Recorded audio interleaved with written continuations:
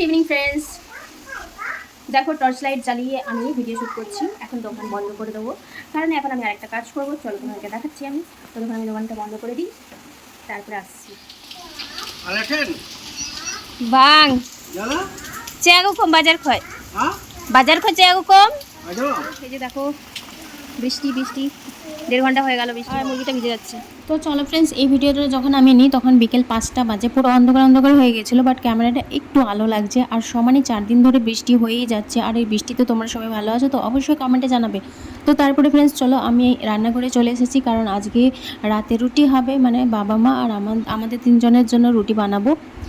এটাই হবে আজকে আমাদের ডিনার। আর বেশিরভাগ রাতে বাবা মার জন্য রুটি হয়, কারণ তারা হচ্ছে সুগার পেশেন্ট। তো সেই কারণে রুটি বেশিরভাগ রাতে হয় বাবা মার জন্য, আর সাথে আমিও খেয়ে নিই।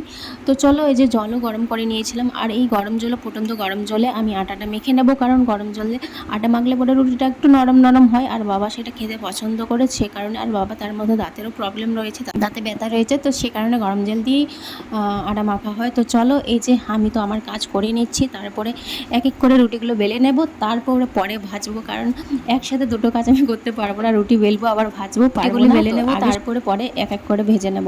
তো এই যে আমি আমার কাজ করে নিচ্ছি। তারপরে দেখো, অত রুটি ভালো বানাতে পারি না, কিন্তু যতটুকুনি পারি সেটাই করে দিচ্ছি।